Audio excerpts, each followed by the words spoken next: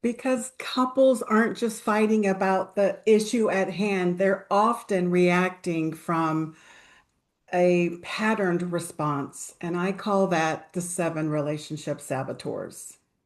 Hi, everyone. Welcome to Truth Bombs and Tantrums, Marriage Real Talk, the podcast for battle weary wives and couples who know love is beautiful and sometimes absolutely exhausting.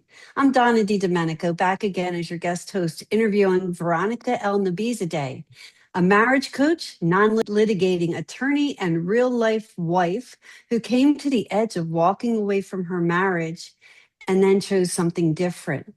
And today we're going to be digging into something every couple knows way too well, that one argument that keeps showing up every damn time. Today, Veronica is breaking down the seven relationship saboteurs, those pesky bad boys wrecking your marriage and making you think this marriage can't be saved at all. I need to go. Let me get into it.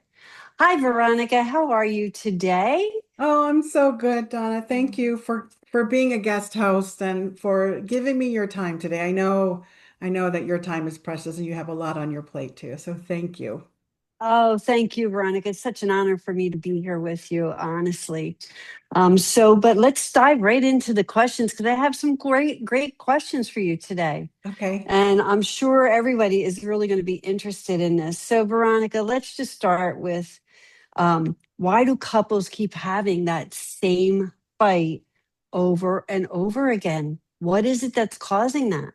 Because couples aren't just fighting about the issue at hand, they're often reacting from a patterned response. And I call that the seven relationship saboteurs.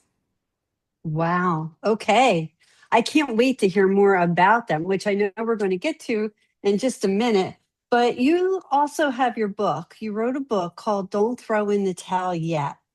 And in that book, talk more about the relationship saboteurs. I love the cover of that book. It's just so stunning and it matches you so well. Intentional.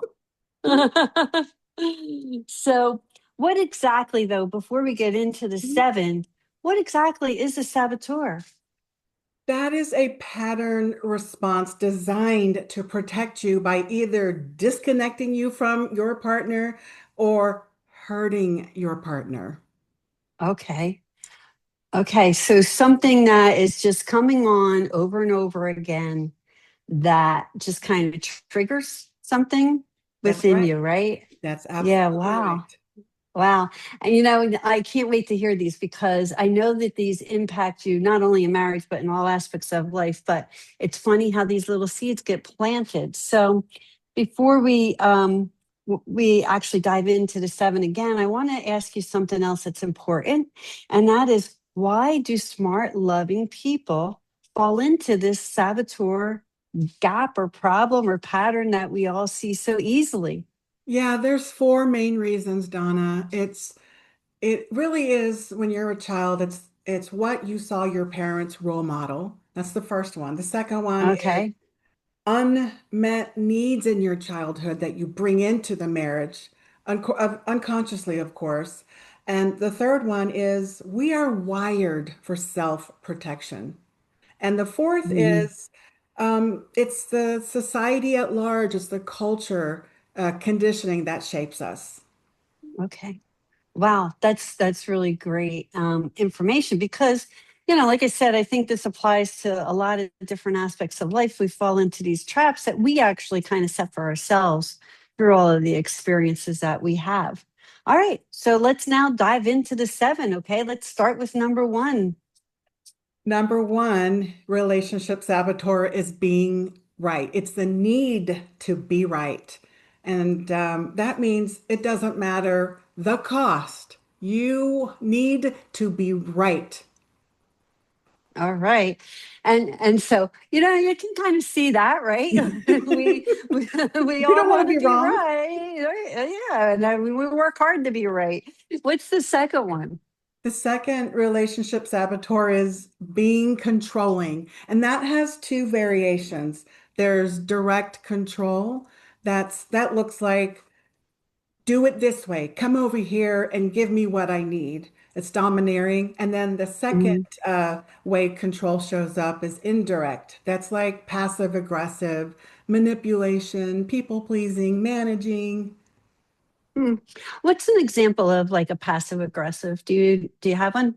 Yeah, that's when a wife won't say directly for many reasons. It's safer for her to indirectly control a situation so that she can avoid the conflict and go underhand. So it's like she wants to protect her image, so she takes her husband's clothes out, so she dresses him, or it's managing. Maybe it's walking on eggshells, so she's managing his response. Wow.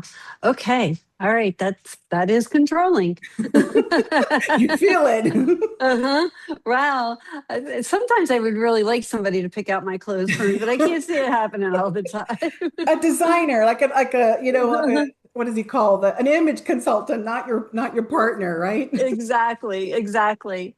So, okay. And then the third one? The third one is being defensive. That is when Mm, you don't answer the question. You answer by either justifying or explaining or rationalizing. It's just not answering the question. It's justifying or defending your position. hmm. Yeah. Yeah. So you get some criticism or a question about why you did something, and instead of answering that question, you deflect onto something else. Is Absolutely. that okay? Absolutely. Wow, that's It's not good. really connecting to what your partner is saying and understanding their Hmm. experience. It's taking it personally and immediately deflecting, defending, explaining, justifying. Okay, great. All right, go ahead. Let's hear number four. Number four is blaming, shaming, and judging. And you know Yeah. this one because when you are blamed or judged or shamed, it feels slimy. Blame, it's Yeah, I can show you, I can tell you how it shows up. It's making somebody, wrong for what they're doing or shaming them for what they said or their behavior. And it's victimizing yourself unknowingly when you use it. Yeah. Yeah. Okay. And then five. Number five is the relationship saboteur of retaliation. And that one also has its own nuance. There's the more overt retaliation, and that's like, I'm going to do to you what you did to me so you can experience the hurt. Mm-hmm. Or it's a little bit less overt, and it's just keeping the score. And Mm-hmm. and I believe underneath that is where resentment just keeps growing. Yeah. Yeah. And it's funny, as you're talking, I'm kind of testing myself also, quizzing myself along, going, do I do that? Taking it on myself. Okay. That's And the healthy. That's next, good. yes, Mhm. absolutely. Right. And then number six. Number six is the relationship saboteur of unbridled expression. So unbridled self-expression. And that is like, in one outflow, it's throwing up every single grievance from the dawn of your marriage to the present day, hoping for your spouse to either do something you've been asking them to do or to stop doing what you don't want them to do. Mhm. Yeah. Wow. Okay. And then the final one, The number final, seven. the seventh relationship saboteur is withdrawal, and that's opting out. Mm. That's maybe physically being there, but just no longer part of the discussion, withdrawing to TV or to work or social media or something, just maybe even to silence and behind a wall. Is withdrawing giving up? Are they the same or different still? Yeah, it's in that pathway. It's not quite Okay. in apathy, the apathy of giving up, like, Uh-huh. but it is more in the flavor of avoidance. It's just too much to bear. I Yeah. don't want to get into this fight again, so I'm just Right. done. I'm I'm tired. Yep. Yeah. Great. Great. Well, those are seven great saboteurs. Like I said, I did a little quiz as we were going along in my head. I'm learning as we're going, Veronica. Yeah, and that's healthy. That awareness, that self-reflection is healthy. Mhm. And the more we Yeah. are aware of them, the more we can stop using them. Yes. Yes. So very good. And so let me ask you this. Is there one saboteur that you see more frequently in battle weary wives? Oh, that's such a good question, Donna. I actually see two. The main one is the relationship saboteur, number two being controlling. And that's quickly followed up with the relationship saboteur, number six, unbridled self-expression. Wow. Okay. And so when you see these saboteurs, um, and you see the different ones out there displayed in your battle weary wives, do things escalate very fast when they get kind of triggered by the saboteurs? Absolutely. Absolutely. Yeah. It And goes tell me fast. about it. The issue is there is no repair that's ever really been made. Couples know how to experience harmony. They don't know how to, and they know how to experience disharmony, but repair is not normally known. That relational technology is not known. So all that grievance, all that pain is just swept under the rug, growing in the resentment bank account. And so it Mm, doesn't take much, a little trigger, that gasolines the entire fire, when a marriage is on fire. And yeah. that's because of no repair. Yeah, because I think from what you said, what I heard is that, we've built these saboteurs over our lives, right? We've spent a lot of time working on them and creating them and Mhm. being triggered by them. And so that fire can happen very quickly. And so, I think that there's work underneath all of that that needs to be done, right? Would you agree with that? Absolutely. And I'll just say that the use of a relationship saboteur, I look at that as an indicator that you have some unresolved issues that need your presence, that need your healing. And so I Yeah. teach them as looking at them as way showers to where your pain is, Hmm. Yeah, and just kind of starting at home, right? Inside of starting them, with exactly. starting with them. It all starts with you.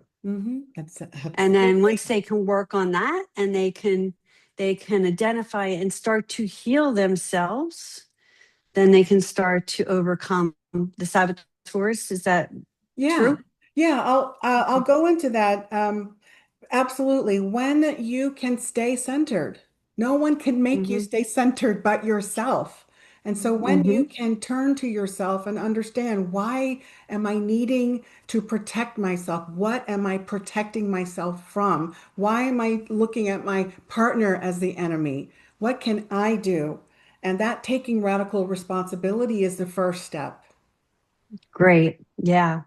So is there like a real life example that you can share with everybody who's watching today of, the saboteurs and maybe what's hidden beneath it? Oh yeah. I had a client, let's call her Julie.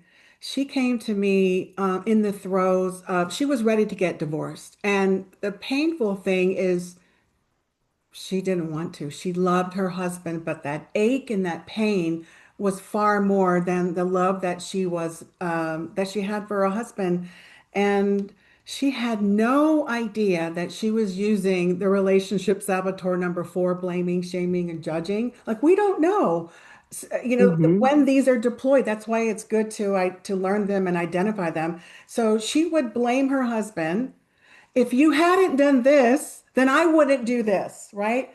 And hoping that he would interpret that as, oh, I should act a different way, or she would shame him. I can't believe you just did this. This was terrible. This is horrible. Nobody in their right mind would do that, thinking that he was going to take that in and turn it around, reframe it, and go, wow, her values are real important to her. Like the thing that she wanted from him was never going to come to her, because these relationship saboteurs are designed to hurt and separate you or disconnect you from your partner. And so the more she used the more she used them, the more hurt she experienced in her marriage. And when she finally learned about these relationship saboteurs, she had no idea how much pain she was causing herself. So what did her husband do when he was confronted with all of this and she was, re- reacting to him? What did he do? And how did that impact them? You know, I'll tell you a story about my own saboteur in a bit, but with her husband, he was shocked. He was Mm, shocked that he was not being judged. Like, you don't mhm, realize that when you're around a spouse who is launching this relationship saboteur missiles, they don't know it. They're launching it. The partner feels it. You kind of brace yourself. And so he noticed that he hadn't been judged in a long time. And he asked her, everything okay? Is everything okay with you? You're mhm. not judging me. She's like, I'm working with Veronica, and she's telling me about these patterns that I am no longer willing to use in our marriage. And that was really helpful for him. Good, good. And So you said you had your own experience. Share it. Let us know. What was it? well, in in the heaviest part of my battle weary marriage, I was using the seventh relationship saboteur of withdrawal. And I laugh now, but Um, I never thought I wasn't aware that I was using it, but I was so exhausted from all this fighting and this pain that I just decided I don't want to do it anymore. I'm just going to opt out. I'm not going to even make eye contact with my husband. I'm not even going to talk about the things that matter because it's going to be bad news. So I used the relationship of withdrawal and I withdrew to work, or I withdrew to being a mother, or I withdrew to some, something other than talking to my husband and speaking up for what I wanted to experience. Wow. Wow. And when you stopped doing that, I'm sure he also was like, huh? What happened here? I'm pretty verbose lady, so when felt that I am not talking, that was an eye opener for him. Mm, yeah. So right now, Veronica, I'm looking for some ray of sunshine out there. What is it? What is it that you have to say to encourage battle weary wives and to help them with the patterns that they find and give them hope that they too can overcome them? Yeah, the hope is it absolutely um, you can turn your relationship around. And I'll talk about this later, but using a really simple three-step process that I call stop, drop, and roll. The first thing you're going to do, the first step is to stop. Stop launching any and all relationship saboteurs. And the second step is to drop out of the battle zone. And the third is to roll into self-love and self-care. And that's what I did in my own marriage to turn things around. Wow, that's really inspirational. And now you're teaching other wives to do the same things. Absolutely. Yes, I teach And them in a how's that workshop. going for them? How does that? It's one of the most favorite workshops that I have with my battle weary wives and women in committed relationships. They are shocked about how much of their marriage struggles that they are a part of, how much comes from their side. And so when they learn to identify these seven relationship saboteurs and they learn their own relationship saboteur profile, they can do something about it. They can use that three-step process, stop using it, stop launching it. And it's fun. It's fun to see them wake up and a couple will leave the workshop saying, I'm excited to get triggered again. I want to get triggered so I can stop, drop, and roll and feel that empowerment. Wow, that's amazing. I mean, it sounds so easy. I know it's not, but it's just very ingenious of you to have stop, drop, and roll because it puts it into what sounds like simple steps that when you're in the heat of the moment, you can remember stop, drop, and roll Yeah. and do it, right? At the just do it and get into that new pattern. Exactly. Stop is really the hardest part because everything in your nervous system, everything inside wants you to fight back.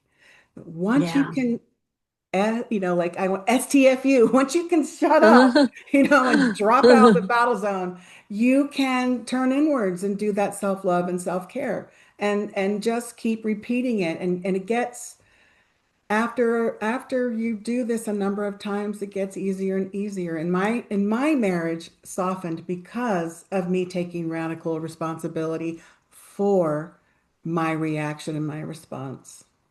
Wow, that's great. And I'm so happy for you. Thank So you.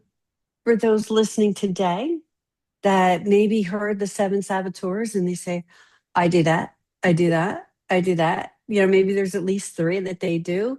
What's your advice and guidance to them? Is that, something that they can take control of?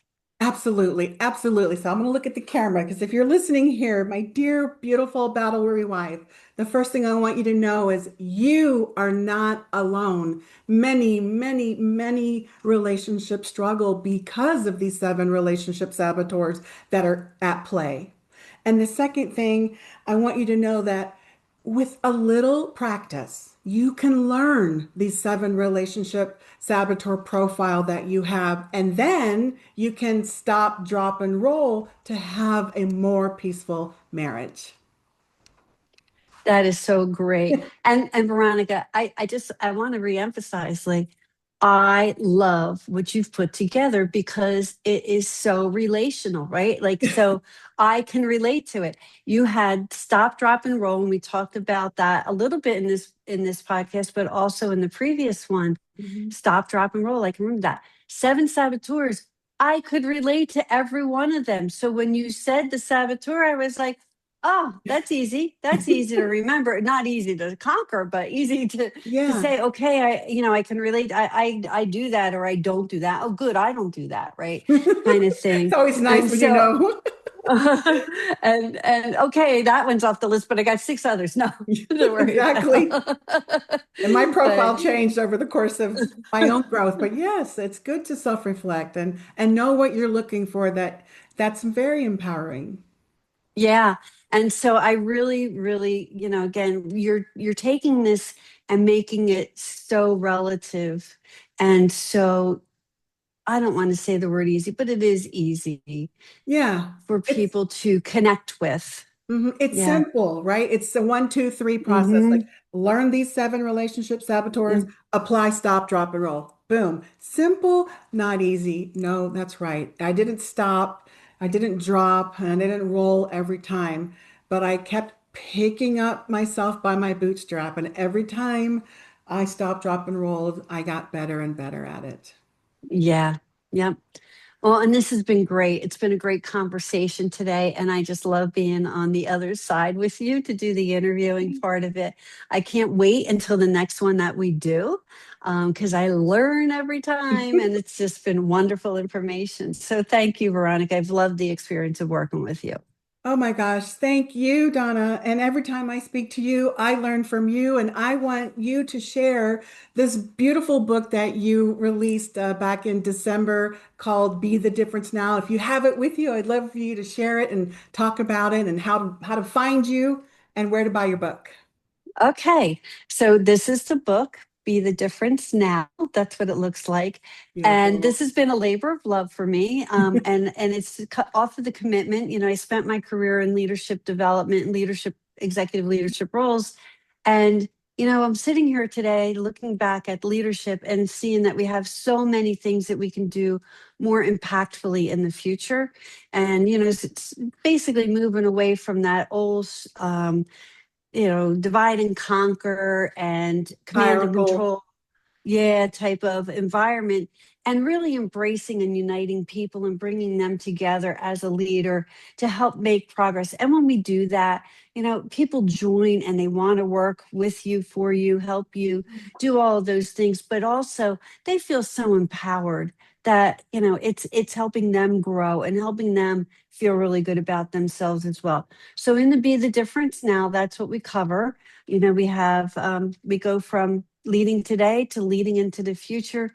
and really just aspiring to be the best that we can be. It's targeted towards executives, executive leadership, but honestly, any leader, any aspiring leader can pick it up. I've even had people tell me, I'm going to use the information you have in there working with my kids because, I see the Absolutely. way I approach them. And if I approach it this way, it could be a lot different. So you can find the book on Amazon, on any of the bookstore internet sites.